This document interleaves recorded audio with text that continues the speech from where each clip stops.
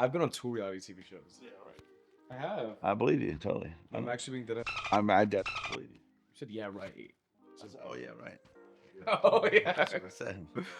What it do, Social Current crew? Welcome back to the podcast where we keep it current in the Coconut Club. My name is Yusuf, aka Yusuf University, aka Current Cheerleader, and I'm here with a super special guest, one of my really close friends, Jolly Good Ginger. What Welcome up? to the pod. How are you feeling? I'm feeling good. Thanks for having me. I've been spending months trying to get Jolly on this pod, and he has refused every time. And we finally made it work, and we got you on the pod. So I'm so happy you're here. I think the first thing I want to say is thanks for having me, and I did not refuse for once. I'm not an asshole. Jolly, you know what's crazy is you actually were number one on the. Actually, no, Christy from Dance House was number one on the list. Nice. And then Jackie Cox Nice. was second. Yeah. Nice. And then I don't know if you've met Good Trouble. Sam, yeah, it's really cool. Good trouble. Good trouble. Who's- Good trouble. No, I'm sure you don't even need an intro, but do you want to introduce yourself to the I'm pod? sure there's plenty of people who don't know who I am. That's fair. I am Jolly from the mountains of Western North Carolina. I do content that's social, political commentary, what's Right. happening around the world, but from the perspective of a white guy raised in the mountains, conservative Christian, from that world. And now I'm a leftist atheist who's unpacking all the hate and bigotry I was taught. And so I talk about that, and I come from that perspective. That's dope. That's dope. Good for you. Yeah, and I've seen you in so many different capacities. I mean, we have season 1 winner of Survive the Raft, which is crazy. Yeah, that was guys, fun. he gave me a little cut of that little 50K, nothing crazy. He gave me a little piece. You've also done TED Talks that have amassed millions of views. Just a Tuesday for Jolly, right? That was actually filmed on a Tuesday. They filmed it on a Tuesday. I hate you. It was filmed on a Saturday. Yeah.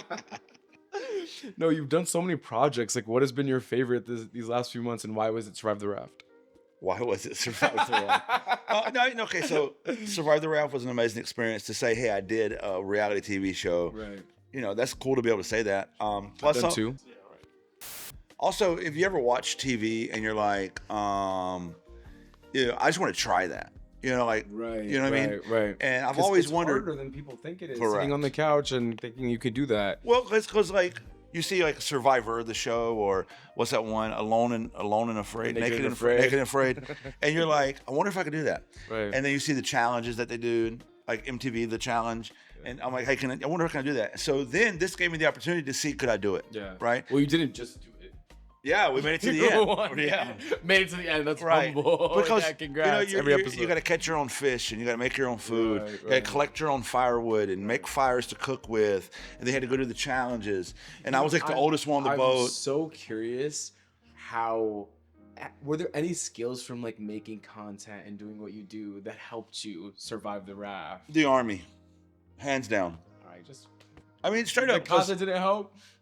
I don't know if the content. I know. I mean, you got to be like personable. You got to get straight to the point. I feel like you were very much. I like guess that. not. There's a camera in your face 24/7. And you So probably you're- out of the whole cast were you was used to that. Yeah, so I was used to that, right? So that just didn't bother me.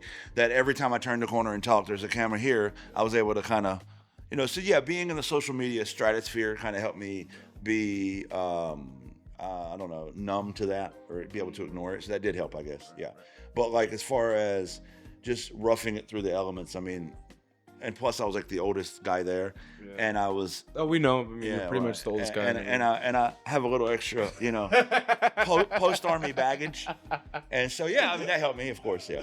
That's dope. All right, let's talk more about your content. I mean, why did you get started in the political space? Why have you been making political content? So kind of funny story how I got started on social media. I wasn't ever planning on being on social media. I'm your typical old guy who's on Facebook arguing with people, right? And that's kind of where it started. So I made it a policy not to argue with people on Facebook, and then I got laid off my job in 2020, like tons of other people did. Mm-hmm. And I had nothing to do. I was bored in the house bored. And I'm surprised you even. I don't know, like people that were 70 new audios like that. shut up, I was 70. Anyway, cancel Yusuf. But no, I was sitting around and I had nothing to do, and I found myself on Facebook amidst everything happening with George Floyd. And the conservatives, the white people were on there saying they're typical ignorant. And I found myself, thumb my phone, arguing with these people. And I got tired of it. They say the same thing over and over. So I was talking to my brother one night. I said, I'm so tired of just replying the same thing every time. I have an idea. I'm gonna make a 1-minute video, because these guys have short attention spans, and I'm gonna put it on YouTube. And when they say the same dumb I'm gonna copy the link, put it in Facebook, and they can just watch the video. He was like, oh, good idea. And I used to be a sales trainer. So I pulled out this whiteboard I have, and I pulled out my sales trainer like Mike right here. And one of the things that all the white people online were saying at the time was more white people are killed by the police than black people, right? So I said, you're getting sent this video because you're saying that more white people are killed than black people each year. Here we go. And I did the math on the board. Here's the math. Bah, bah, bah, bah, right? Wow. And then it was like 59 seconds long. And so I heard about this app, TikTok, right? I don't know what that app is. Shut up. In 2020, it was brand new, And I was like, hey, I want to see what people think. Maybe I can get some feedback. So I open this app up, make an account, upload this video. Right. It's like 9 o'clock at night. I go to bed. I wake up the next day. I think my phone's broke, right? This video's gone viral. No, your very first video you've ever posted. Viral. From the start. From the start. Wow. I mean, that's it's crazy. It's crazy nuts. Yeah. Yeah, you were born to do that. And then, so like by the next morning, it has like 1 million something views on TikTok. For me, that's nuts. 1 million. And then it's still nuts. Yeah. My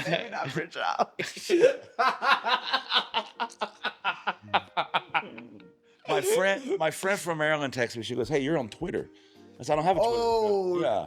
I said, "I don't have a Twitter account." Damn. She sends me the link, and the video is on Twitter with 22 million views, and I'm not even on Twitter. I was like, "What the fuck is happening right now?" So then, by the end of the week, I got 10,000 followers. By the end of the month, I got 100,000 followers. Wow. And this is just. And again, I'm laid off. I don't have a job. Oh, well, I guess we're on social media now. And so I just started replying to comments and getting my whiteboard out doing more. Right. And kind of the rest is history. Here I am 4 years later, 5.5 million. Wow, good for you. Yeah, I've done the TED Talk, done this reality show. It's been a hell of a ride. Yeah, I mean, you've done TED Talks. You've amassed hundreds, maybe 1 billion views thus far. You've done a reality TV show, and then I think at the epitome of your career, you're on the Coconut Club, which is so. The reason I refused. You should feel honored. The reason I refused you guys for so much is I knew that this would be the pinnacle. Exactly. Everything is downhill from here. and I didn't want to put that pressure. Right. On. So now I know the lifespan of people. My career is peaked. Anything after this will just be. You're 80, right? So I live in the spin. I wanted to make sure that you ended on a bang. That's awesome. Everything after this will be the shadow of my career. No, that's really cool. I'm genuinely curious, like, what still motivates you to do this work? The reason I got into it. Again, I didn't get into it for social media. There's this idea, and I really want to talk seriously about this for a minute. I'm glad you asked that question. It's a great question. There's this idea that if you're an influencer on social media, you're doing it for likes and clicks. 100%. And I legitimately don't care about the likes and clicks. Right. I got into what I do personally because I care deeply about these social, political, and civil issues. I care about ending white supremacy. I think that the fact that it's still a thing in 2024 is gross, and I want it to go. I want it to go away. I care about other people's human rights. I'm an empath at heart. So what motivates me to do anything and everything I do in this world is that. Even you talk about the reality TV show. I didn't do the reality TV show to go get money or to be on a show. Right. It was pitched to me as people coming together of different political and social backgrounds and seeing if we can work together. And that to me was a chance to amplify my message of human rights, compassion. And there were a lot of cool combos that came out of that. Great combos came out of it. And so that's what motivates me consistently. For right now, we got this election going on. And I don't know when this airs. It might air post-election. But right now we're 5 days away from the election. And knowing that Donald Trump could take the helm and end the American experiment, end American democracy, that my children's future in this country could look far more grim. It terrifies me. So I do this for my children, for all of our children. I just think that it's our job to leave the world a little bit better place than what I was given. And so that's really how I ended up on social media and why I'll continue to do it. Yeah. And speaking on like what could potentially happen, what's on the line for you this election? I mean, my children. I got 3 daughters. I want them to be able to make choices about their body when they grow up. I have a wife. I want her to make choices about her body. I have a sister. I have a mother. Right. You know, I believe in democracy. I did join the Army, and the reason I joined the Army is I believed we were defending democracy. We can have a whole conversation about that, you know, how I might have got duped on there. But at my heart, I believed in democracy. I believed in people having a voice. I believed in, you know, people having a say in their government. And I truly believe Donald Trump wants to end that. And I believe the MAGA movement wants to end that. That's what's on the line, is our entire existence. Yeah, guys, and for the folks watching, if you believe in democracy, don't join the military, join TikTok. Like, that's not a bad message. It's not a bad message. But again, we won't go into that. But, you know, you can have a whole podcast on, you know, as a veteran, why I am against. I'd be so curious to hear you. Well, I'm against the Iraq and Afghanistan war, and I'm an Iraq and Afghanistan veteran. You know, that's a hard place to find yourself when, you know, you were there and you participated. So then what, right? And then you start having the conversation of, well, I believed we were fighting terrorists, and then I realized we were the terrorists. That was an occupation. And so... Thank you, that was huge. Yeah, I mean, you have to have that conversation. I think people sometimes don't want to change their worldview. Like, they don't want to admit, maybe I was wrong. And again, when I was in the Army and I was in Iraq, I believe we were fighting the bad guys. Wow. And then you realize, we came here for no reason. Wow, Charlie, and you got to put the Kool-Aid down first before you can realize that, right? And so, yeah, that's, you know. Wow, good for you, Jolly. That's huge. That's huge. Appreciate it, yeah. No, that's awesome. I'm glad you touched on it. What policies do you care about? Like, what policies are top of mind for you at all times? Human rights. Everything. I think everything starts with human. That's the litmus test, right? So we look at, like, Donald Trump proposing a policy where trans people can't even exist, right? That's disgusting. Donald Trump's proposing a policy. He says he's not, but we can read the writing on the walls. You don't have to be too intelligent to see it. A national abortion ban. It's going to happen. Donald Trump proposing policies of mass deportation. Can you imagine? Right. We already deport people, so who the are you going to mass deport? The only thing this is cover to give him that little inch he needs to get the mile, because he's already said he'll use the military against American people. He's already said that if you're a communist, leftist, Marxist, which means you, me, anybody who doesn't agree with MAGA, they want us in concentration camps first. Right. So what policy do I care about? I care about human rights, the ability to be able to exist without boundaries. I care about food, water, shelter. I think healthcare is a big thing. This country, how can we call ourselves a civil society, a society with surplus, but yet we have people without homes and without food and without healthcare. So yeah, those are the things I care the most about. Wow, that's huge. That's huge. It's kind of weird how you didn't say Yusef in any of those. Well, you're included. You're a human, Yusuf. If I say human rights, I don't think human. I don't think Yusuf knows he's a human. I think folks around us are human, but I think I'm superhuman. Listen, I don't. Superhuman. I like that. Jolly. I think. On that tone, we are moving to the next segment. Let's playing go. a quick game with you. Okay. All right. It's called Cancel or Keep. I'm going to list trends, social movements, reoccurring policies, things about the election. And you're going to tell me if you would cancel them or keep them. Okay. Are you ready to play? All right. Let's go. All right, Jolly. First one, increasing minimum wage. Cancel or keep? Keep it. Okay. Yes. Okay. Awesome. Next one, this podcast, cancel or keep? Keep it. Love it. Do it again. Maybe we find a new host. All right. You have fun. Call me Uber. Cancel Yusuf. All right, next one, Jolly. We'll excuse that comment. Early voting. Cancel voting. Keep it. Really? We gotta keep early voting. Yes. Keep early voting. Awesome. Jolly, demure. Cancel or keep? I don't know what that means. Very demure. I've heard it. I don't know what mindful, it means. very cutesy. It sounds like something I would keep. You know those are 3 adjectives. Am I using the right? nouns? I'm sure they are. I don't know. I really Those don't are know. three Does adjectives it that mean, just like- that describe me. So I'm glad. Oh yeah, then keep it for sure.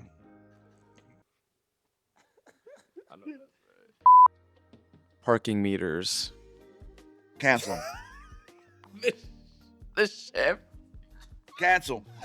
99-cent stores, like Five Below and stuff. I don't know that I have a keep it. I don't know that I have an opinion on this either way. Oh, protests, cancel or keep. Keep, of course. Yeah, Huge. And I've been asking all of the guests okay. this election, cancel or keep. Keep. Elections are important. We have to have a voice at the vote. Yeah. Awesome. You had probably the best responses to these questions because I feel like it was Thanks. a discussion. Okay, the next segment is rapid fire. Okay. I'm just gonna ask you questions. You have to rapid fire the first thing that comes to your mind. Let me get in my fight. Okay. Stance. All right. Okay. One word to describe Gen Z. Amazing. One word to describe this election. Frustrating. Your biggest pet peeve. Stupid people. Your biggest political pet peeve. Those 2 words. Donald Trump. Your least favorite creator. Least favorite creator. Every MAGA creator. Rapid. Your favorite creator. Ooh. You got any suggestions? None come top to mind for you. I don't like the word favorite because I like so many people. You can have numerous favorites. I don't have a favorite food. I don't have a favorite movie. I have favorite things. But you told me 20 minutes ago you have a favorite person and it's me. Did I say that? Yes. Can you guys edit that part out if I did?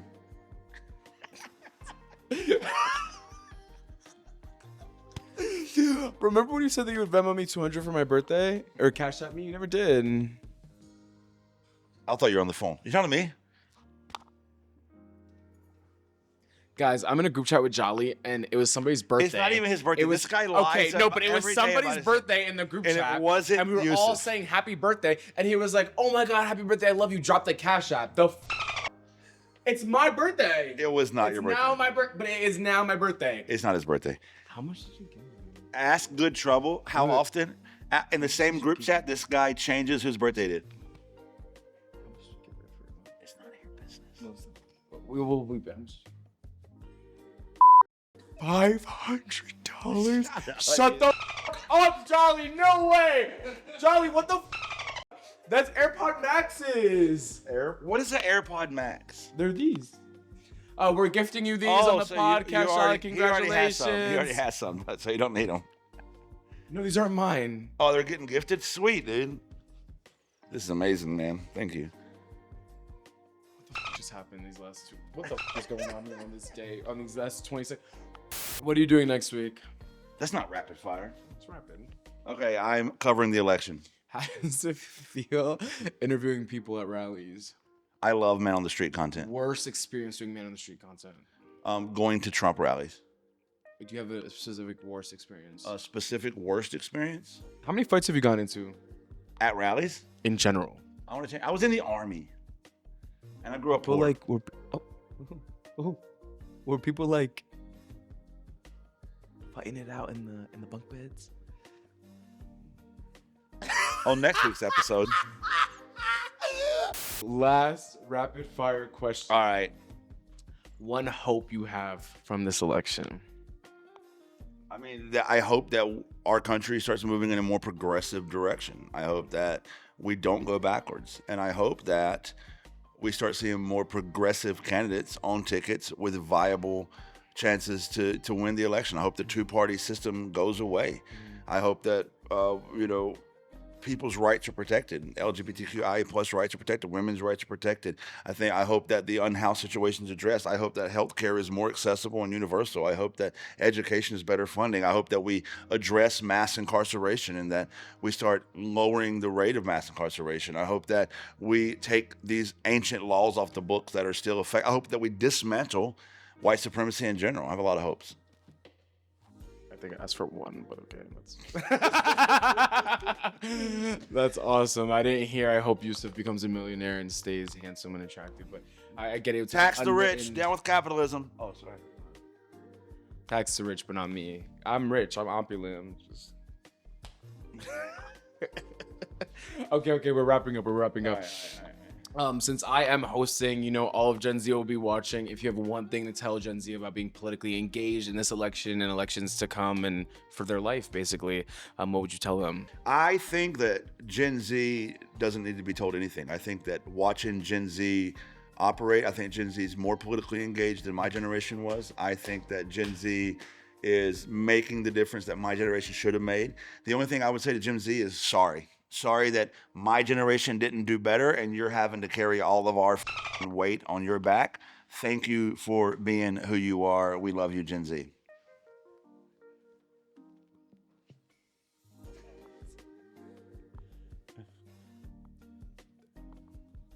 That was the best answer I've gotten to that question. Thank you. Yeah. But I mean that. And I think that you should give Gen Zers reparations for all of you guys up. So I agree with that. My Cash App is. Yeah, let me get your cash app real quick. It's also my birthday. It's not his birthday. Awesome, Jolly. Tell the people where they can find you. Jolly_good_ginger on all platforms. You can also find me in the streets. In the street. Stay tuned for more cool guests, unlike Jolly, and more current topics in these next few episodes. Make sure you're subscribed to catch them and stay current. Thanks for joining us. Clock that coconut club.